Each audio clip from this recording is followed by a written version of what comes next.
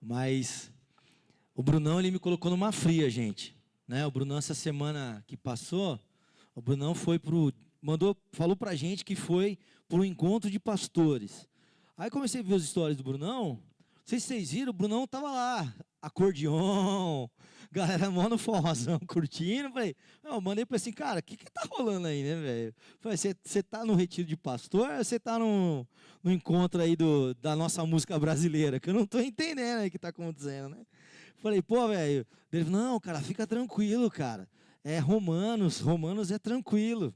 Falei, beleza, Romanos é tranquilo. Qual que é o capítulo de Romanos que a gente vai pregar? Não, eu preguei no 6, você prega no 7 domingo que vem. A gente vai estudar Romanos 7 hoje. E eu confesso pra vocês, gente. Brunão, você me deve uns 10 almoços aí, velho. Ai, gente. Mas vamos lá. É muito bom estar aqui. Você que é visitante, está aqui pela primeira vez. O Mazão já falou. O banheiro está lá fora, tá? Muito feliz e espero que Jesus tenha misericórdia da minha vida, que fale ao seu coração, assim como falou no meu. E a gente vai dar início, a continuação a essa série. Essa série que a gente está chamando de Mundo Invertido. E eu queria com vocês nessa manhã a gente refletir. Não sei se você, assim como eu, no começo do ano, você traçou algumas metas. Aí, por exemplo, você colocou, esse ano aqui eu vou praticamente perder uns pesos, né? E assim, como o nosso amigo Nelson, você começa lá na academia das 7 da manhã, não, às 5 da manhã ele vai, aí ele volta às 8, porque ele esqueceu de treinar mais uma parte, ele volta. Aí você olha as stories dele, a meio-dia ele está treinando de novo, né? E eu não sei se é a mulher dele que está pegando no pé dele ou se realmente ele está fazendo porque gosta. Mas você assim colocou que você vai perder peso. E aí você, pô, beleza, comer direito, ir para academia, cheque. Beleza. Aí você colocou também, não, quero ter mais paciência com meus filhos. É férias, né, gente? Férias escolares. Vou estar com as crianças em casa, então vou respirar fundo, né? Eu até ouvi um vídeo de uma mãe, postou, e ela botou assim numa caixa de som na janela dela, falando assim para os filhos, para os vizinhos. Vizinhos, se você me ouvir gritar com os meus filhos, só lembre-se que eles estão de férias escolares, mas eu já falei 3 vezes com ele. É por isso que eu estou gritando agora, tá? Então, você colocou como tua meta ter mais paciência com as crianças em casa. E talvez você tenha colocado também, não, eu vou melhorar minha alimentação, eu vou praticamente fazer mais exercício, mas eu também vou fazer uma coisa que eu preciso, que é me organizar financeiramente. Aí, montei uma planilha e tá tudo lindo, pô, projeção até 2028. Barbosa, eu sei que já faz isso normal, né? Aí tá ensinando a gente a fazer. Mas assim, né? Quanto que eu ganho, quanto que eu saio, quanto que sempre sai mais do que nós ganha, normalmente, né? Aí depois você põe uma outra coisa lá. Tempo com Deus. Eu vou tirar foto do meu devocional todo dia. Eu vou fazendo, daí você põe lá, né? Comecei. Tem gente que começa Provérbios, porque é 31 capítulos, já começa do dia 1 até o dia 31, valendo um por dia, né? E vai postando lá. E você colocou tudo isso. Aí, primeira semana, cheque. Segunda semana, cheque. Aí, começa a agenda. Aí a rotina começa a chegar. Aí começa a trabalho apertar. Né? Aí o estresse com as crianças em casa aumenta. Aí quando você percebe, você está fazendo exatamente aquilo que você tinha prometido que você não faria. É ou não é? Com certeza você deve ter passado por isso ou está passando por isso constantemente.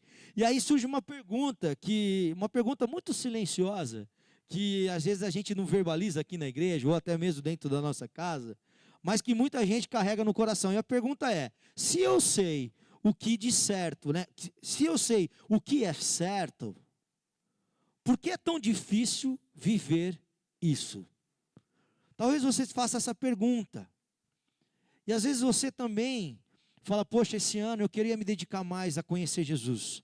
Porque a gente falou isso nas séries alguns tempos atrás. O maior plano que você poderia fazer para o seu ano é de você se aproximar de Deus. Você conhecer mais a Ele. Essa é a única e coisa mais importante para você e para mim nesse ano. E a única coisa que Deus espera de nós é que a gente o conheça e se encontre com Ele, se relacione com Ele, muito mais. E talvez a gente pense, o problema na nossa vida, na vida cristã, não é a falta de informação que a gente recebe, mas é a falta de relacionamento, a falta de vida com Deus que nós não temos. A gente prioriza todas as outras coisas, menos o relacionamento com o Pai. E essa pergunta, ela não nasce da rebeldia, gente. Pô, eu não consigo, por que eu não faço o que eu sei que é certo? Essa pergunta, ela nasce da frustração, por você e eu não termos conseguido, né, viver corretamente. E é exatamente nesse lugar que a Bíblia nos encontra no dia de hoje. É exatamente nesse lugar. E agora, antes da gente entrar em Romanos 7, a gente precisa lembrar um pouquinho onde Paulo estava no capítulo anterior, que é o capítulo 6. Opa, passei ele aqui, desculpa.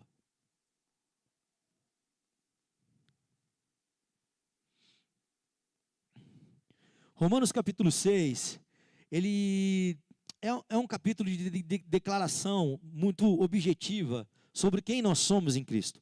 O Brunão pregou isso semana passada, e Paulo ele afirma muitas verdades, verdades profundas da nossa identidade espiritual.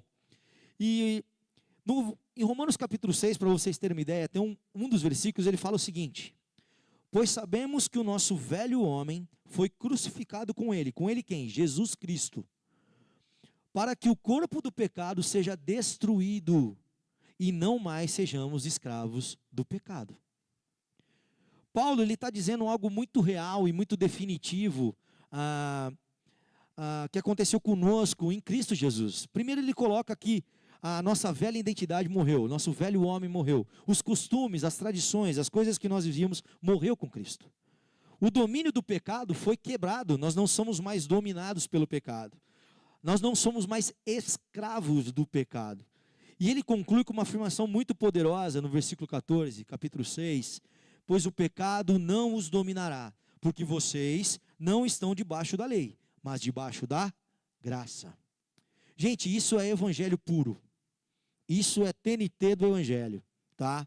É a liberdade. Paulo está falando da liberdade. Paulo está trazendo a nova posição da gente diante de Deus. Ele está dando para a gente uma nova identidade. Ele está mostrando isso para a gente. Vocês são novos em Cristo Jesus. Mas aqui nasce uma tensão muito real, né? Que é o que a gente começou falando do nosso planejamento. Mas aqui, quando a gente olha para a nossa vida, a gente vê, se o pecado não nos domina mais, se nós somos libertos do pecado, por que ainda eu caio tanto? Por que eu peco tanto? Por que eu erro tanto? Por que eu falho tanto? O Brunão, baseado nessa série do Mundo Invertido, ele usou um exemplo muito legal, uma comparação, fazendo com a série do Stranger Things. Não sei quantos aqui já assistiram essa série. E ele colocou uma frase que eu trouxe aqui para a gente, que fala o seguinte: em Stranger Things, o mundo invertido não é apenas um lugar assustador. É um reino com leis próprias, atmosfera tóxica e uma forma que tenta reconquistar quem já escapou.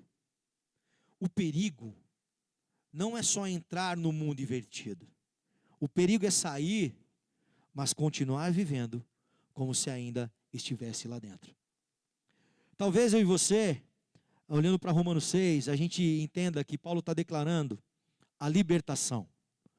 Mas Romanos 7, ele descreve a nossa experiência, o nosso cotidiano com Cristo. Romanos 6 fala do que é verdade sobre nós em Cristo. E Romanos 7 fala de como essa vida é vivida no cotidiano. Essa vida que a gente se encontra no que não é ideal, na nossa confusão, na maneira como a gente cai, naquela vida que eu e você não compartilha no Instagram. Aquilo que a gente só faz quando ninguém está vendo. Então vamos lá. Eu trouxe o título para essa mensagem sobre a batalha interior. E eu queria deixar com vocês uma frase que fala o seguinte: o Evangelho não começa prometendo uma vida sem luta, mas explicando por que a luta existe. O Evangelho não começa prometendo uma vida sem luta, mas explicando por que a luta existe. Então a gente vai para o texto, eu queria que você abrisse sua Bíblia em Romanos capítulo 7, eu vou sair um pouquinho aqui da apresentação, eu vou colocar essa leitura de Romanos 7 em áudio aqui para a gente, numa versão que eu gosto muito, que é a versão A Mensagem, e eu queria que vocês prestassem atenção enquanto a gente ouve essa paráfrase da Bíblia, explicando Romanos 7 de uma forma totalmente clara para a nossa linguagem de hoje, tá ok? Vamos lá. Romanos, capítulo 7. Amigos, vocês não devem ter nenhum problema para entender isto, pois conhecem a lei, como ela funciona e como afeta apenas quem está vivo. Por exemplo, uma mulher casada é legalmente unida ao marido enquanto ele vive, mas se ele morrer, ela está livre. Se viver com outro homem enquanto o marido está vivo, sem dúvida ela será adúltera. Mas se ele morrer, ela está livre para se casar com outro homem, sem crise de consciência e sem que ninguém a desaprove. Portanto, meus amigos, isso é semelhante ao que aconteceu com vocês. Quando Cristo morreu, ele tomou sobre si todo aquele modo de vida dominado por regras e o deixou no túmulo. Vocês ficaram livres para se casar com a vida da ressurreição e gerar uma descendência de fé para Deus. Enquanto vivíamos aquele antigo modo de vida, fazendo o que bem entendíamos, o pecado produzia os frutos que o antigo código da lei gerou em nós, o que nos deixou ainda mais rebeldes. Por fim, tudo o que geramos foi morte. Mas agora que não estamos mais acorrentados ao casamento dominador do pecado, livres daqueles regulamentos opressivos, estamos livres para viver uma vida nova na liberdade de Deus. Alguém pode dizer, se o código da lei era tão mau assim, ele não era melhor que o pecado. Não é verdade. O código da lei tinha uma função legítima. Sem suas orientações claras sobre certo e errado, nada saberíamos sobre o comportamento moral. Sem um mandamento sucinto, não cobiçarás, eu teria considerado a cobiça uma virtude e arruinado minha vida. Vocês não se lembram de como eram as coisas? Eu me lembro perfeitamente. O código da lei começou muito bem, mas acontece que o pecado encontrou uma maneira de perverter o mandamento, transformando-o em tentação, fazendo dele um fruto proibido. O código da lei, em vez de ser usado para me guiar, serviu para me seduzir. Sem a complexidade do código da lei, o pecado parecia sem atrativos e sem vida, e eu seguia meu caminho sem dar muita atenção a ele. Mas depois que o pecado pôs as mãos no código da lei e se tornou chamativo, fui enganado e caí. O mesmo mandamento que deveria me guiar à vida foi maliciosamente usado para me enganar, levando-me a um desvio. Desse modo, o pecado estava vivo, eu morto. Mas o código da lei em si é bom. É sabedoria da parte de Deus, e cada mandamento é saudável e santo. Prosseguindo, já posso ouvir a próxima pergunta de vocês. Quer dizer que não posso... Bom, isto é, na lei, o bem é tão perigoso quanto o mal? É claro que não. O pecado apenas fez aquilo que o tornou famoso. Usar o bem como cobertura para me induzir a fazer o que no final iria me destruir. Ao ocultar o bom mandamento de Deus, o pecado provocou consequências negativas que jamais conseguiria causar por si só. Posso antecipar a resposta também. Sei que todos os mandamentos de Deus são espirituais, mas eu não sou. Essa não é também a sua experiência? Sim, estou cheio de mim mesmo.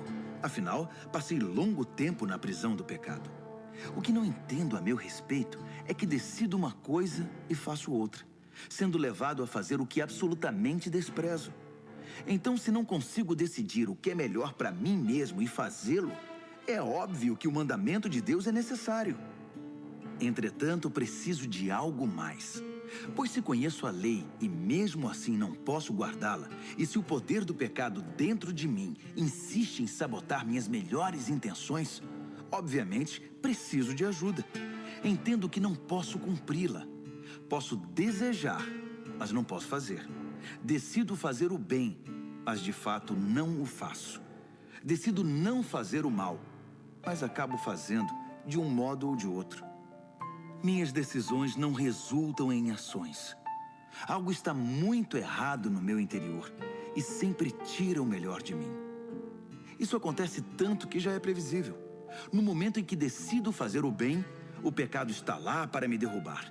É pura verdade que eu me alegro nos mandamentos de Deus. Mas é óbvio que nem tudo em mim é festa. Partes de mim se rebelam em segredo.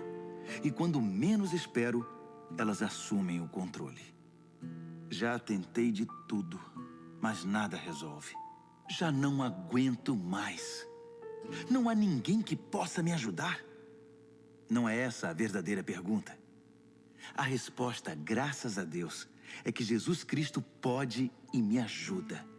Ele agiu para consertar as coisas nesta vida de contradições com a qual quero servir a Deus de todo o coração e mente. Mas sou puxado pela influência do pecado e acabo fazendo algo que não desejo.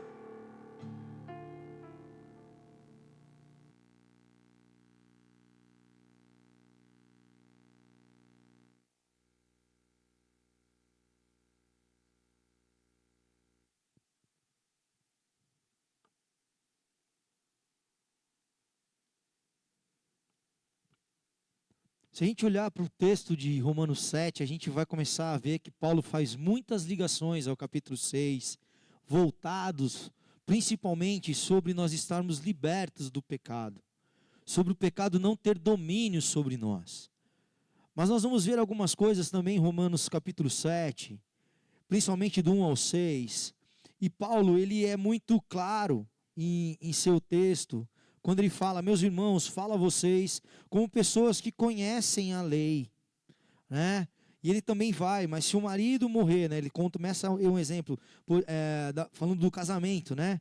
Ele fala: acaso vocês não sabem que a lei tem autoridade sobre alguém apenas enquanto ele vive? Por exemplo, pela lei a mulher casada está ligada a seu marido, enquanto ele estiver vivo. Mas se o marido morrer, ela estará livre da lei do casamento. Ah? Por isso, se ela se casar com outro homem enquanto seu marido estiver vivo, ela será considerada como adúltera. Mas se o marido morrer, ela estará livre daquela lei, mesmo que venha se casar com outro homem. Não será adúltera. Assim, meus irmãos, vocês também morreram para a lei, por meio do corpo de Cristo, para pertencerem a outro, aquele que ressuscitou dos mortos, a fim de que venhamos a dar fruto para Deus. Gente, Paulo deixa muito claro que a gente morreu para a lei aqui, tá? Mas eu gosto de Paulo porque ele continua falando algo muito interessante. Ele fala, né, de fato, a gente não luta contra o pecado para ser livre, mas nós lutamos porque nós já fomos libertos. E isso é algo que eu queria que a gente desse ênfase no versículo 4 de Romanos, quando ele fala para a gente: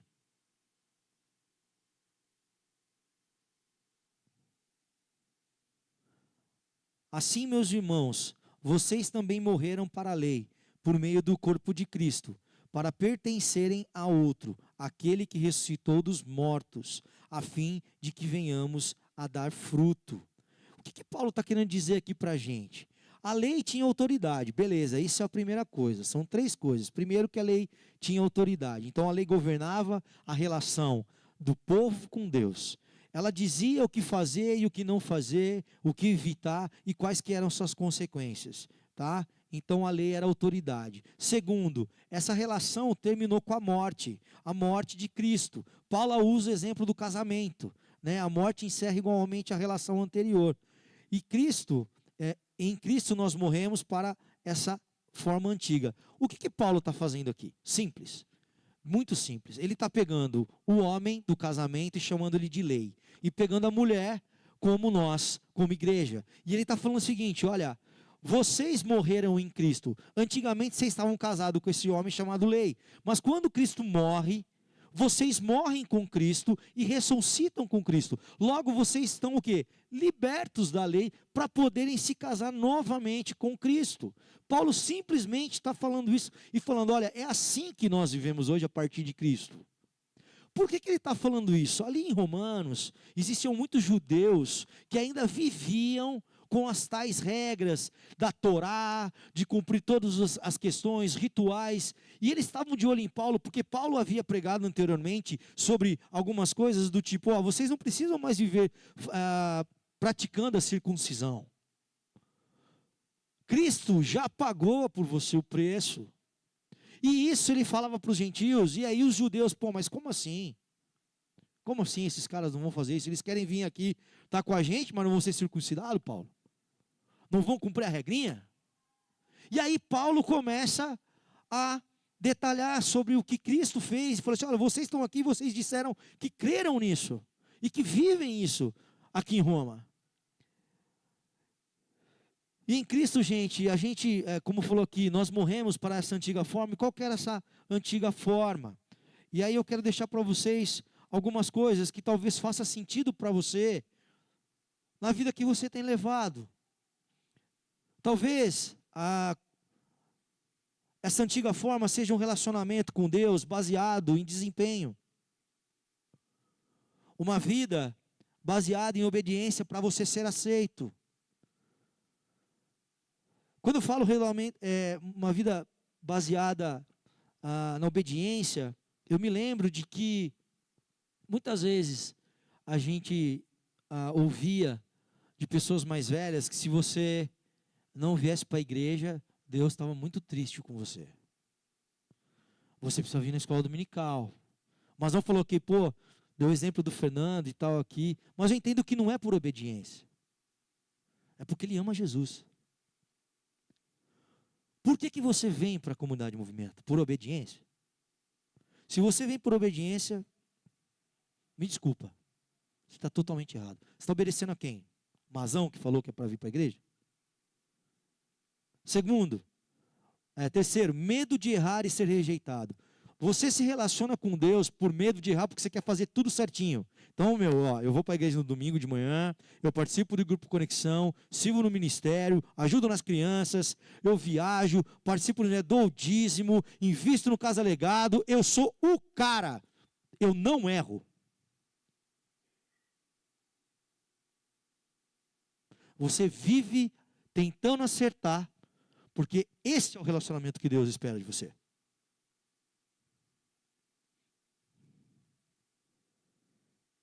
Sinto lhe dizer que essa é a antiga forma de viver. Quando Cristo morre na cruz, Ele faz tudo novo para mim e para você. E a nova maneira de viver é porque nós pertencemos a Cristo.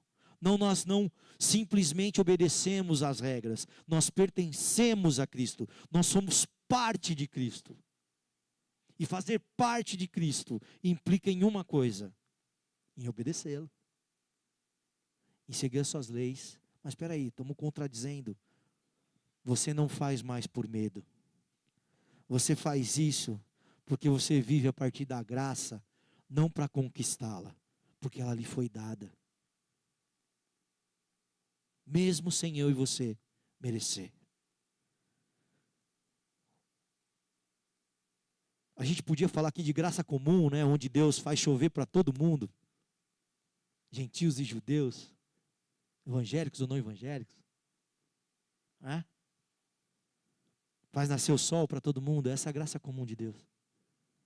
Mas o que eu quero que você reflita até aqui é que Cristo, Ele não veio ajustar nosso comportamento. Ele veio redefinir o nosso relacionamento. São duas coisas totalmente diferentes. Cristo, Ele não veio ajustar o nosso comportamento. Ele veio redefinir o nosso relacionamento. Gente, tem muitos cristãos que vivem cansados, tentando agradar a Deus, com medo de falhar, vivendo como empregados espirituais. Mas Deus não é um chefe, gente. Deus é pai. É diferente do seu relacionamento com o teu chefe. Você tem que entender isso. Por isso eu queria que você refletisse numa coisa. Qual que é o tipo de relação que você tem tido com Jesus Cristo hoje? Você tem vivido como um empregado? Você tem se sentido um empregado?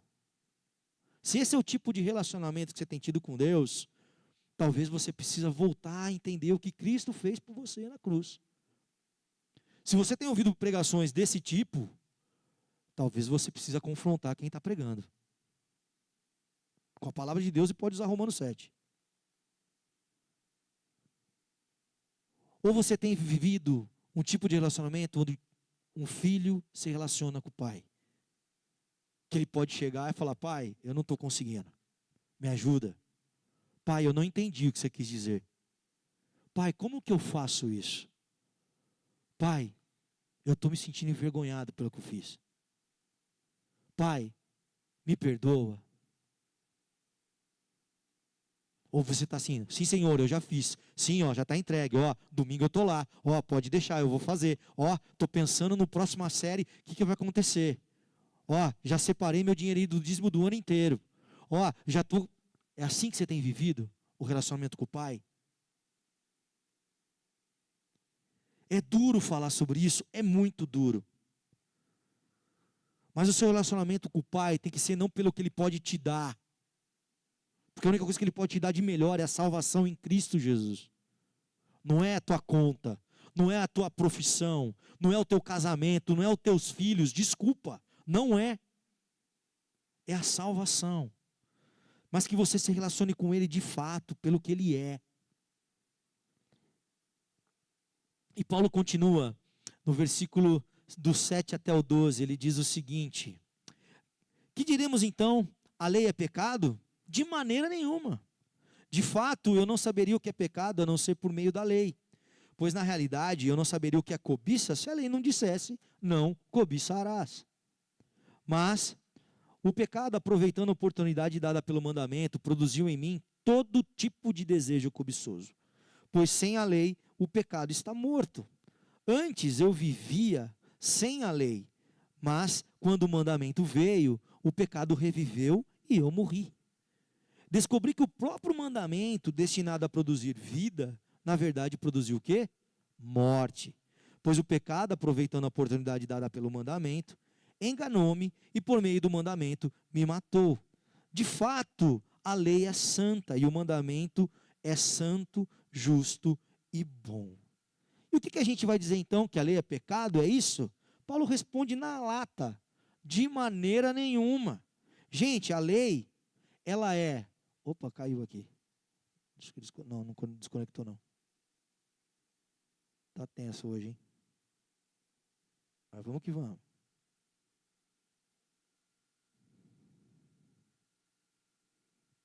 A lei, ela é santa, justa. Ó, de novo saiu. Você não quer que eu fale da lei, gente. Eu tô brigando com a lei aqui, hein? Deus o livre. Culpa do Brunão.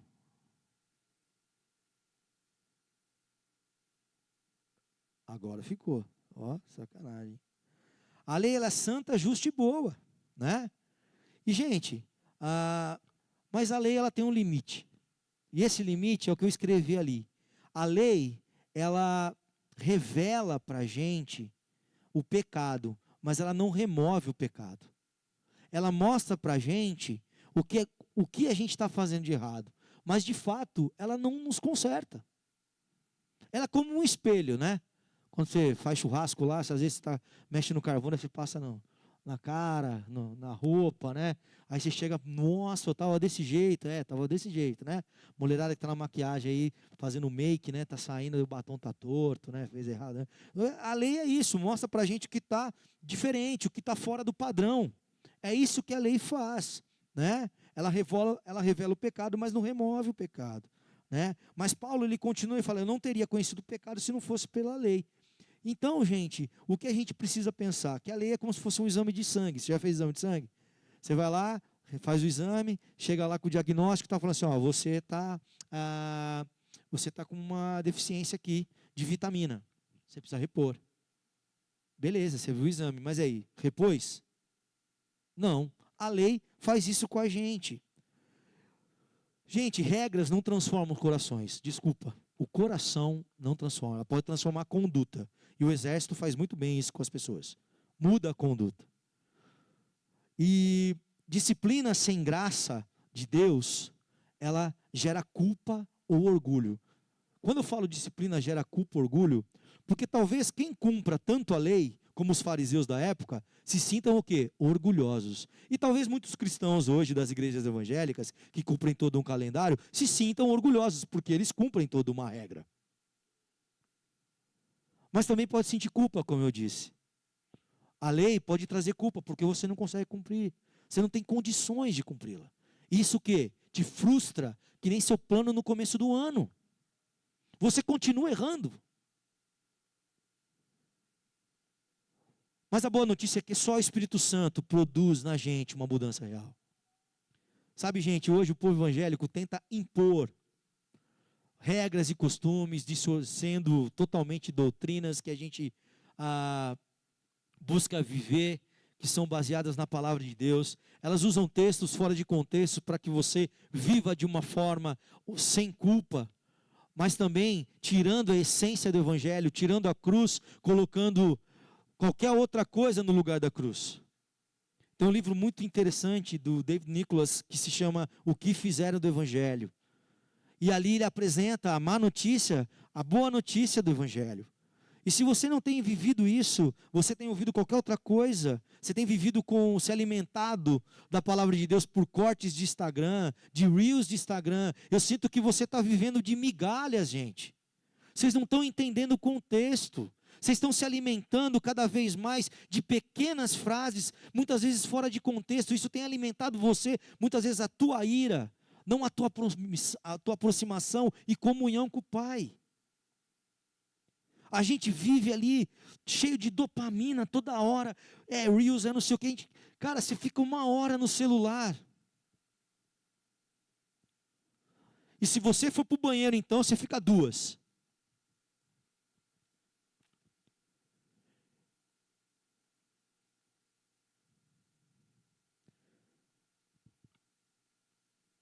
O que a igreja espera, sabe, e é triste eu te falar isso, é que o seu José, e eu vou trazer o que o seu José, comparando com cada um de nós, homem simples, pensa numa pessoa simples, do cotidiano, do ordinário.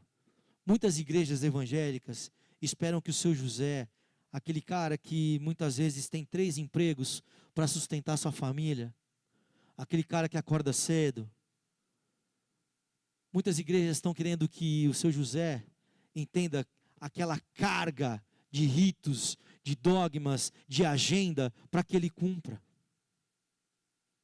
E o seu José está tentando e não está conseguindo. E aí tem a Maria, uma menina de 26 anos, mãe solteira, de 3 filhos, que acorda às 4h30 para preparar a lancheira das crianças, para poder trocar as crianças, para pegar um Uber, para pegar um busão, para poder levar as crianças para a escola, e depois pegar uma outra condução para ir para o seu trabalho, e chegar lá ainda ser menosprezada, ganhar um salário péssimo, e ainda ser julgada pelos seus patrões. Onde estão preocupados só com a sua performance, e com o lucro que eles podem ter. E aí vem a igreja, e fala que, para você se sentir melhor, compra tudo isso aqui,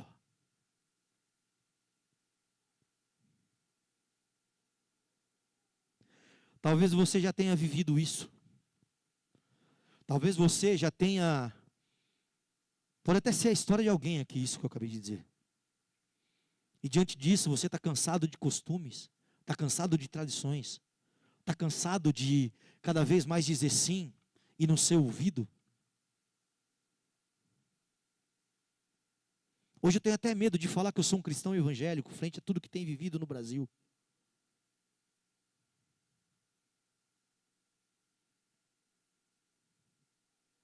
Talvez você já tenha vivido reuniões de madrugadas, de vigília, etc e tal, e você está ali por estar. Mas de verdade você queria estar. Eu não estou indo contra essas coisas, eu estou dizendo a motivação, a intenção, qual é? Se de fato o Espírito Santo não tiver, de que fato adianta fazer tudo isso? Para que eu e você se sintamos cada vez mais cansados, exaustos de uma rotina, de uma tradição. Cristo, desde sempre, pregou contra a religião. Cristo queria relacionamento. Ele veio para te aproximar de Deus. Não para você viver o mês de fevereiro da colheita que você vai receber 7 vezes mais. Não é isso. Talvez você tenha chegado hoje aqui no movimento e tenha percebido que a gente é leve, né? Mas nós somos uma comunidade de pessoas imperfeitas. Pessoas que erram. Pessoas que são pais, que são filhos, mas que buscam viver de forma simples, profunda e excelente o Evangelho de Jesus. Como está escrito ali, nos movimentamos para que pessoas se relacionem com Jesus de forma simples, profunda e excelente. Jesus ele não veio para mudar a sua conduta. Jesus ele veio para mudar o seu coração. E ele fez isso morrendo na cruz pelo meu e o seu pecado. Talvez você não entenda isso, parece uma história da carochinha, mas de fato você tem que entender que eu e você, desde sempre, se você olhar para qualquer outras religiões do mundo, sempre vão sempre estar querendo se conectar a Deus de alguma maneira. A lei é boa, gente, mas ela não remove o pecado. E a gente precisa entender. A única coisa que remove o nosso pecado é o sangue de Cristo na cruz, que nos limpa e nos restaura. A lei aponta o caminho, mas só o Espírito nos faz andar nele. E Paulo continua. Ele fala o seguinte: não entendo o que faço, pois não faço o que desejo, mas o que odeio. E se faço o que não desejo, admito que a lei é boa. Nesse caso, não sou mais eu quem o faz, mas o pecado que habita em mim. Não sei que nada de bom habita em mim, isto é, em minha carne, porque tenho desejo de fazer o que é bom, mas não consigo realizá-lo. Pois o que faço não é o bem que desejo, mas o mal que eu não quero fazer, esse eu continuo fazendo. Ora, se faço o que não quero, já não sou eu quem o faz, mas o pecado que habita em mim. Não entendo o que faço, pois não faço o que desejo, mas o que odeio. Gente, Paulo aqui, ele revela duas coisas. Primeiro, uma consciência espiritual. Ele conhece a verdade de Deus, ele ama a lei de Deus, tá? Ele quer obedecer, mas ele não consegue. Sabe, isso não é frieza espiritual, gente. Se eu e você entendemos como Paulo, se você se conecta com o que Paulo está dizendo aqui, porque ele está falando da experiência pessoal dele, você tem consciência espiritual, tá? Não é frieza, é consciência. Mas do 7 ao 18 ele fala: sei que nada de bom habita em mim, isto é, em minha carne. Não habita bem algum. Talvez muitos pais, muitos líderes cristãos maduros, eles sabem o que é certo, querem fazer o certo, mas eles falham. E o problema não é a falta de vontade, o problema é a confiança excessiva em si mesmo. A gente se acha autossuficiente.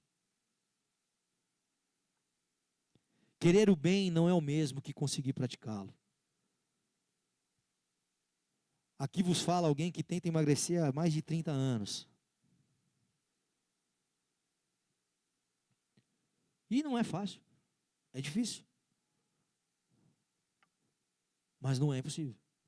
Quando você muda com quem você anda, o que você come, a sua rotina, caminha com pessoas que também te apontam para o mesmo objetivo. Isso é conversão. E é isso que Cristo espera da gente. Vamos lá, seguimos. Assim, encontro essa lei que atua em mim. Quando quero fazer o bem, o mal está junto a mim. Pois no íntimo do meu ser, tenho prazer na lei de Deus, mas vejo a outra lei atuando nos membros do meu corpo, guerreando contra a lei da minha mente, tornando-me prisioneiro da lei do pecado que atua em meus membros. No íntimo do meu ser, tenho prazer a lei de Deus, mas vejo outra lei atuando nos membros do meu corpo. O que Paulo está mostrando aqui? E há dois princípios em ação aqui. Primeiro, um dos princípios em ação é um novo coração que ama a Deus, e uma velha natureza que resiste. Gente, quando e Paulo está deixando bem claro, há uma guerra dentro de mim. O que eu quero fazer eu não faço, mas o que eu não quero, esse eu faço. Se você vive assim, tá? Existe uma guerra dentro de você e pronto. Mas eu queria que você entendesse que a guerra, ela não é a ausência de Deus. A guerra mostra para mim e para você que a vida nova em Cristo já começou. Se você tem vivido em guerra constante contra aquilo que é mal, é porque a vida nova de Cristo habita em você. E você e eu vamos lutar constantemente. A diferença é em qual delas você tem alimentado diariamente. Tem a história daquele senhor que levava 2 cães para lutarem. E ele sempre ganhava as rixas de cães. E aí foram perguntar para ele, cara, como que você faz? Porque você aposta lá no que perde, você ganha. Você aposta no que vai ganhar, você ganha também. Pô, como que você faz isso? Ele falou, simples. O dia que eu quero que o que perde, eu não alimento ele. Ele fica fraquinho, ele perde. Quando eu quero que o outro ganhe, eu alimento ele, deixo ele fortão, ele vai e ganha a briga. O que você e eu temos alimentado? Guerra é sinal de vida. Não significa ausência de Deus, significa que a nova vida começou. Agora, se vivemos indiferença com essa guerra, gente, deixa assim, aí isso é um problema. Se você se sente em paz em fazer o errado, as coisas que Cristo não espera que você faça, talvez aí é um sinal de alerta para mim e para você. E por último, indo para o final aqui, Paulo, eu entendo isso como o fim da autossuficiência, o início da dependência de Cristo. E Paulo fala o seguinte no versículo 24 e 25. Miserável homem que eu sou, quem me libertará do corpo sujeito a esta morte? Graças a Deus por Jesus Cristo nosso Senhor. De modo que com a mente eu próprio sou escravo da lei, mas com a carne da lei do pecado. Que miserável homem que eu sou, quem me libertará do corpo sujeito à morte? Gente, Paulo está aqui fazendo o que eu e você talvez precise fazer no dia de hoje. É não se achar mais autossuficiente espiritualmente. É a gente entregar a Cristo, falando, olha, eu não consigo, eu não dou conta, eu não consigo mudar. Cansei. E o que Jesus fala sobre cansados? Venham a mim, vós que estáis cansados e sobrecarregados, e eu vos aliviarei. E o que a gente faz? Estou cansado, não, preciso produzir mais. Não, estou cansado, não, preciso entregar mais. Não, eu estou cansado, preciso ir mais na igreja. Eu estou cansado, não, preciso dar... É isso que a gente faz. Performance. Performance. Seja bom nisso. Seja o melhor no que você faz. E a gente muitas vezes olha para os nossos filhos, crianças, e fala, engole o choro, hein, moleque. Homem não chora. Quantas vezes surgiu do seu chefe? Eu não sei o que você vai fazer, mas resolva. Você é um super-herói. Eu te pago para isso. Mas Paulo ali dá um grito muito, muito lindo. Graças a Deus por Jesus Cristo, nosso Senhor. Um grito que reflete o início de uma dependência total de Cristo. E, gente, Romanos 7 não é sobre moral, mas sim sobre a realidade que a gente vive. E aqui Paulo quer deixar que a gente viva livre da lei que nos escraviza.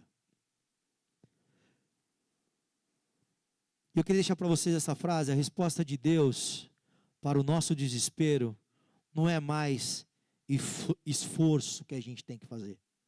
A resposta de Deus é uma pessoa. E essa pessoa é Jesus Cristo. É para Ele que a gente tem que olhar. É para Ele que a gente tem que correr. É para Ele que a gente tem que se derramar toda vez que as coisas estiverem difíceis.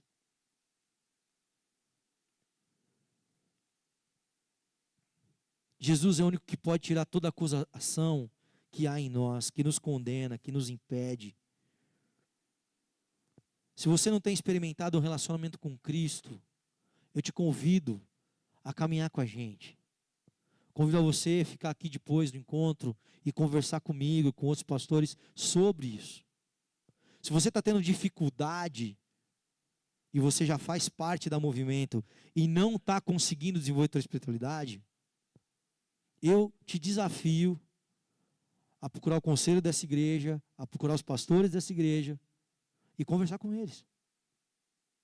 Eu não vou nem falar para você ir para um grupo de conexão, porque você já não está se conectando.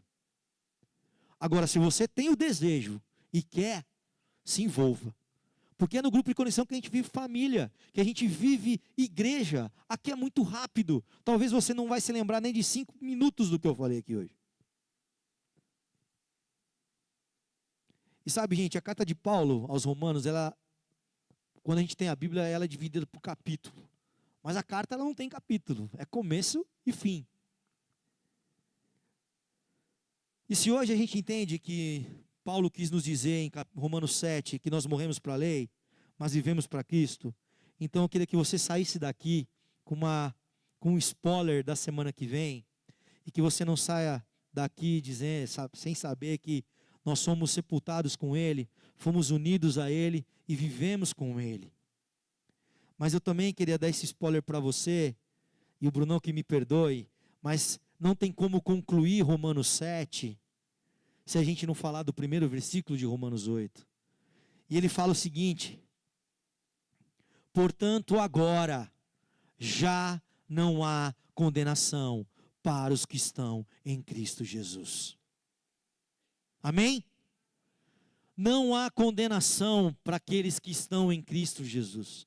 E para nós estarmos em Cristo Jesus, nós precisamos tomar a decisão de caminharmos com Ele. Romanos 7, ele nos leva ao fim de nós mesmos, o fim da autossuficiência e o início da dependência. Romanos 8, ele nos leva a apresentar uma vida no Espírito. Se você quer saber como andar no Espírito, a gente vai falar sobre isso no domingo que vem. Se você quer saber como caminhar com Cristo de uma maneira séria, a gente vai falar isso sobre Romanos 8. Tá bom, você pode ler na sua casa Romanos 8, tá? Mas deixa os líderes, vai voltar essa semana, não vai perguntar de Romanos 8 para os líderes, hein?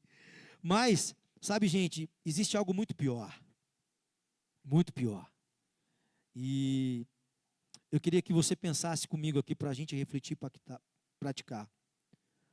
Onde hoje eu reconheço a mesma atenção que Paulo descreve, saber o que é certo, mas não conseguir praticar, né? Que hábitos, está ali bem pequenininho, você está conseguindo, mas que hábitos, pensamentos ou reações revelam que a minha vontade está dividida? Quais são esses hábitos? O que isso expõe sobre quem realmente governa o meu coração? Paulo sentia isso. Para a gente pensar também, em que áreas eu tenho tentado vencer o pecado apenas com esforço, disciplina ou religiosidade, e não com dependência real da graça de Cristo? Onde você e eu, né? Onde nossa frustração espiritual pode ser, na verdade, um convite ao arrependimento ou à redenção a Cristo? Pensa nisso. Diante do meu fracasso recorrente, minha resposta tem sido culpa, autojustificação ou clamor por libertação? Tenho corrido para Cristo, como Paulo faz, quando ele diz: quem me livrará? Ou eu tenho aprendido a conviver com aquilo que Deus quer transformar e continuo escravo de regras que me condenam, vivendo uma religiosidade? Eu estarei aqui domingo que vem porque não tenho nada melhor para fazer, ou porque de fato reconheço minha fraqueza e quero aprender a viver pelo Espírito junto com meus irmãos. Sabe, gente, eu queria compartilhar um pensamento rápido com vocês, que eu ouvi de um pregador que eu admiro muito. E ele falava o seguinte, que tem alguém muito pior que o diabo e que o demônio na nossa vida. Muito pior. Sabe o que é? Quando Deus diz: para mim basta. Você acha que o seu pior inimigo é Satanás? É o demônio que te tenta? Você está enganado. Para isso existe o sangue de Cristo. Para isso existe a cruz que Cristo já venceu. Então o demônio que te incomoda não é problema nenhum, porque Cristo já venceu. Agora, ruim mesmo é Deus te dizendo: para mim basta, para mim já chega. Deu. Faz o que você quiser, Tiago. O pior juízo que você pode ter não é um demônio para te atrapalhar, gente. O pior juízo que você pode ter é Deus falar: tá bom, Célio, faz o que você quiser, do jeito que você quiser. Porque a pior sentença que eu posso receber é ser entregue à minha própria vontade. É isso que você quer? Tem uma frase muito conhecida que fala que quando Deus quer me castigar, Ele me dá aquilo que eu desejo. Quando Deus quer me castigar, Ele me dá aquilo que eu desejo.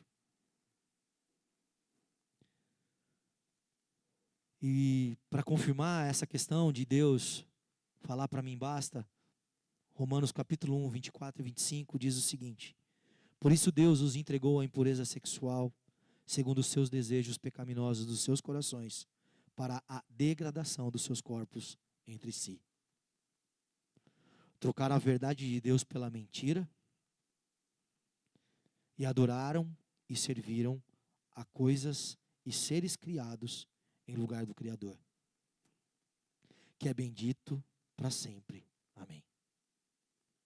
Movimento. Meus irmãos, que Deus tenha misericórdia de nós e que Ele não diga: para mim basta, façam o que vocês quiserem. Não foi por isso que Jesus morreu por nós. Que a gente possa viver na graça, libertos do pecado em Cristo Jesus. Vamos orar?